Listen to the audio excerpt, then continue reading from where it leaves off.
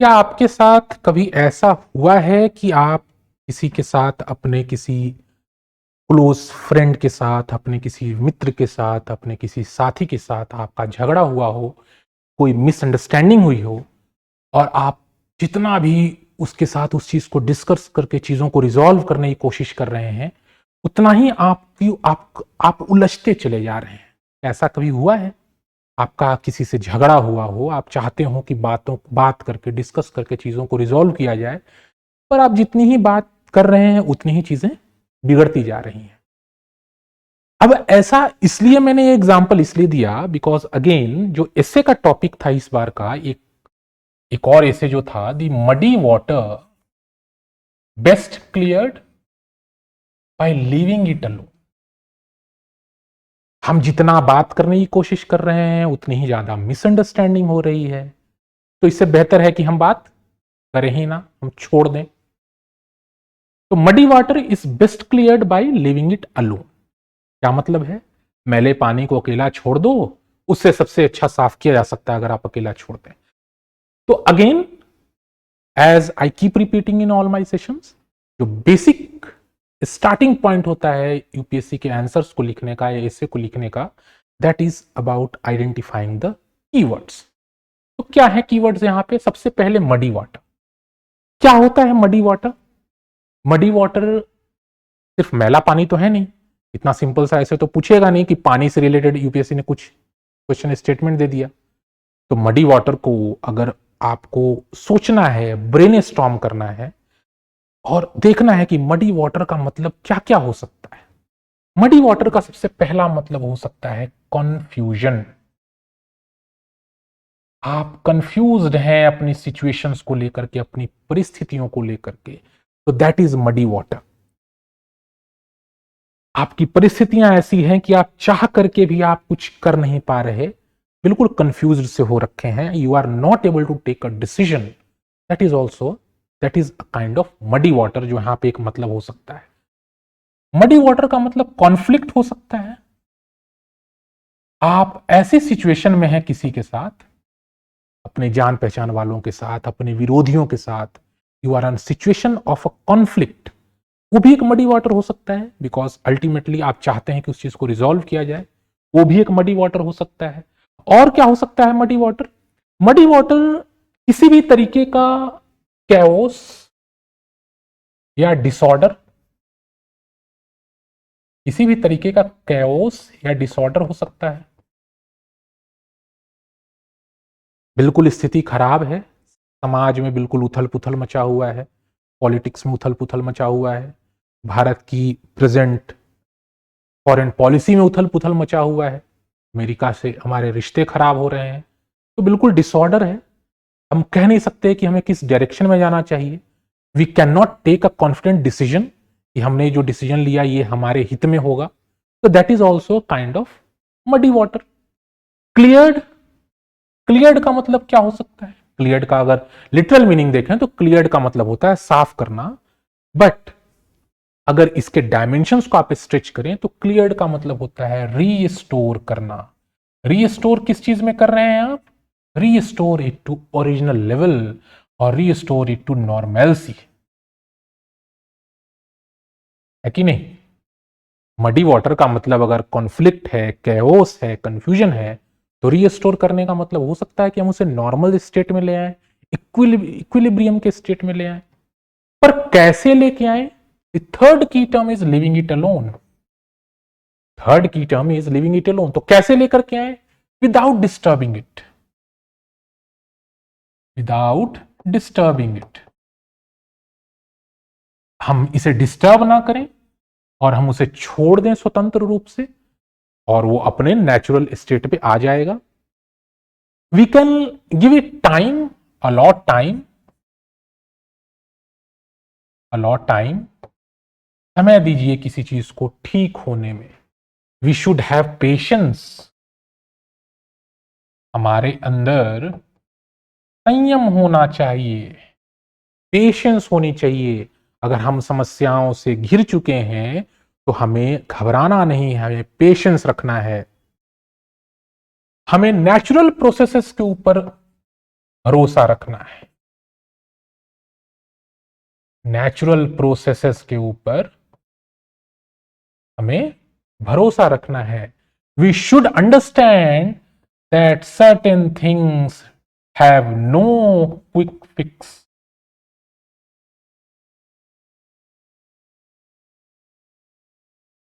कोई जल्दबाजी का, कोई जुगाड़ से काम नहीं चलता, आप ऐसा लगा कह सकते हैं।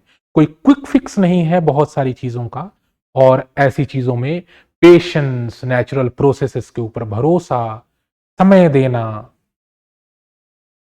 डिस्टर्ब ना करना, ये चीजें कहीं ना कहीं आप ऐसा कह सकते हैं कि लिविंग इट अलोन का ये मतलब हो सकता है।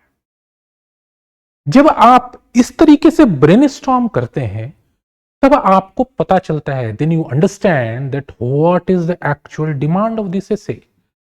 तो the essay expects you to evaluate, और you can say assess the values of patience, सब्र का, पेशेंस का, नॉन इंटरफेरेंस का,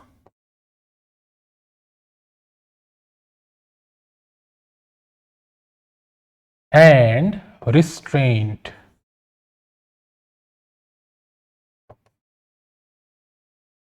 So the essay expects you to assess the values of these three terms.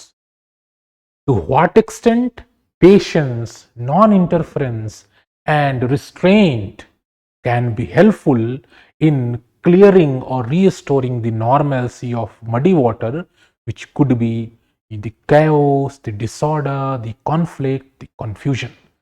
तो ये तीन बेसिक से आप कह लें कि वैल्यूज कह लें, या बेसिक से आप टर्म्स कह लें, इनको एसेस करना है। This is the actual demand of this essay. Now how it is possible? तो सबसे पहले तो आपको एग्जाम्पल ऐसे देने शुरू कर सकते हैं, आप ऐसे रियल लाइफ एग्जाम्पल्स दे सकते हैं जिससे आप बता सकते हैं कि there have been situations when we hold the patience, when we have held the patience, when we chose non interference, when we restrained ourselves. In those circumstances, these values actually gave us the proper result. तो आप ऐसे कर सकते हैं। तो what could be the scenarios when patience worked? है कि नहीं? ऐसे आप सिनेरियोज बता सकते हैं कि when patience worked, real life example दे सकते हैं आप, हिस्ट्री से, पॉलिटी से, इकोनॉमी से। पेशेंस वर्क्स, सबसे पहले आप जो इस एसे का आप कह सकते हैं कि जो इंपॉर्टेंट एस्पेक्ट है, आप साइकोलॉजिकल लेवल पे लेकर के चलिए। साइकोलॉजिकल लेवल पे आप लेकर के चलेंगे, बिकॉज कहीं ना कहीं इस muddy water, living it alone, कहीं ना कहीं हमारी मानसिक मनस्थिति, हमारी मानसिक स्थिति, हमारी मनस्थिति से रिलेटेड ये एसे ज्यादा है।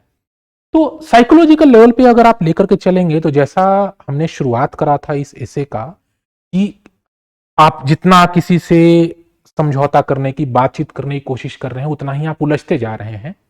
तो साइकोलॉजिकल लेवल पे अगर आप सोचें तो आप इस तरीके से सोचें कि ओवर थिंकिंग बहुत अच्छा एक आप टर्म दे सकते हैं, अपने पर्सनल लाइफ से भी दे सकते हैं। आप लोग जरूर कभी कभी बहुत ज्यादा सोचते होंगे।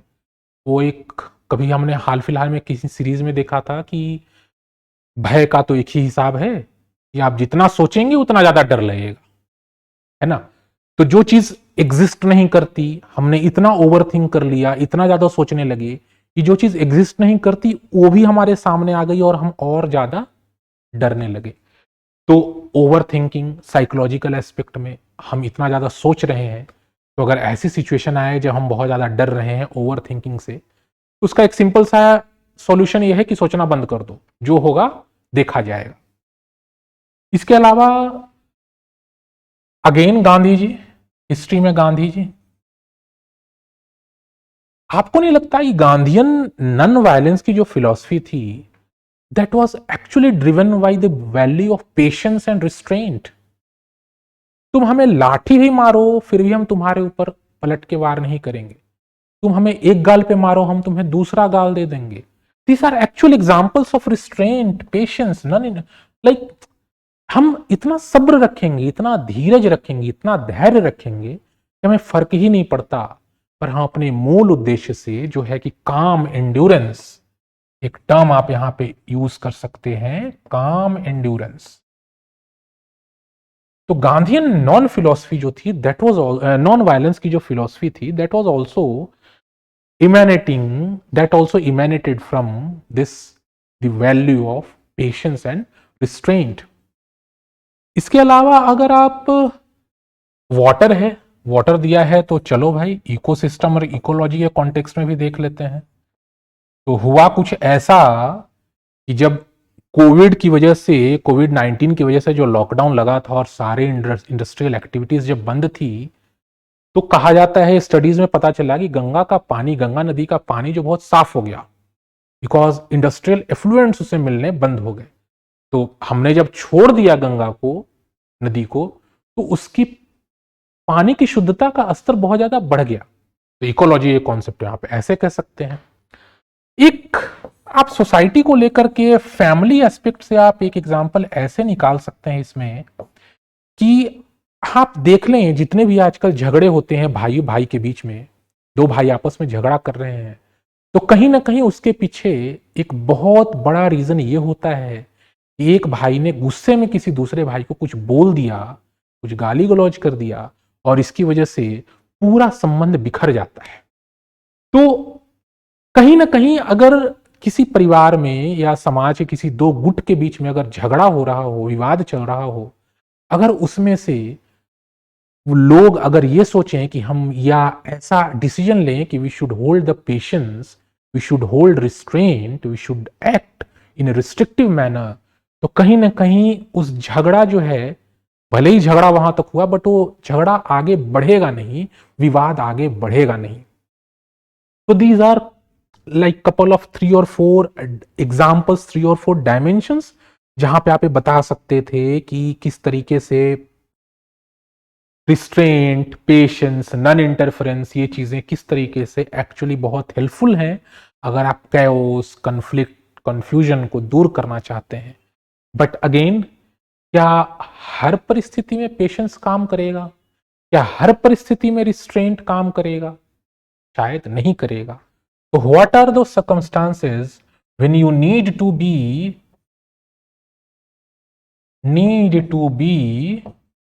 प्रोएक्टिव? आपको प्रोएक्टिव रहना पड़ेगा, पेशेंस से काम नहीं चलेगा। What are the circumstances? Climate change,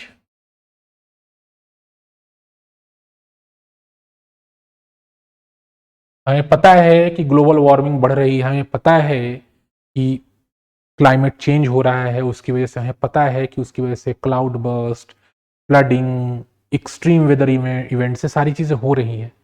तो क्या हम हाथ पे हाथ धरे बैठे रहें, छोड़ दें कि हो रहा है तो होने दो, हम क्यों परेशान हो, देख लेंगे जब होगा तो? क्या कर सकते हैं ऐसा? शायद नहीं कर सकते। इसके अलावा बहुत अच्छा लेटेस्ट एग्जांपल आप दे सकते हैं जम्मू एंड कश्मीर का।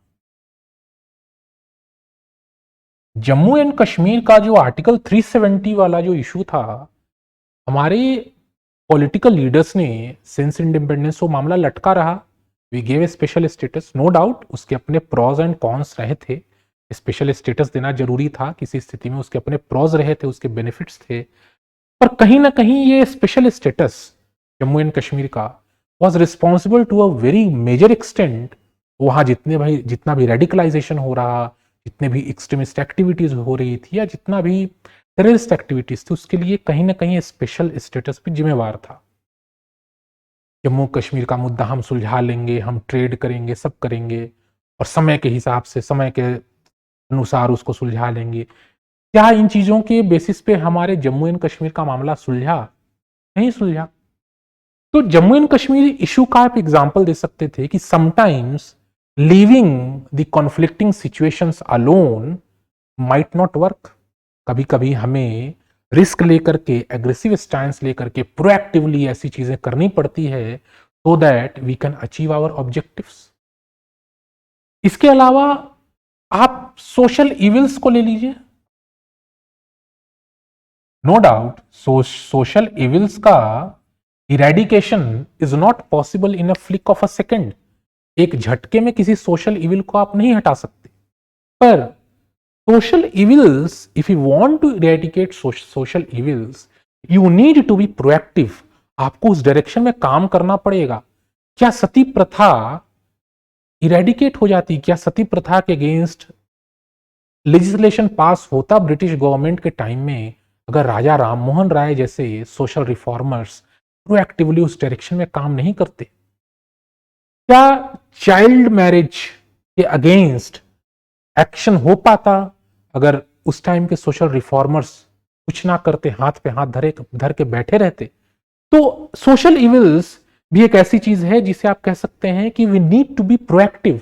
सिर्फ पेशेंस से काम नहीं चलता, we need to be balanced in our approach. इसके अलावा आप लगा लीजिए करप्शन। करप्शन का जो सीन है वो कुछ ऐसा है कि आप हाथ पे हाथ धरे बैठे रहें, करप्शन नहीं ठीक होने वाला।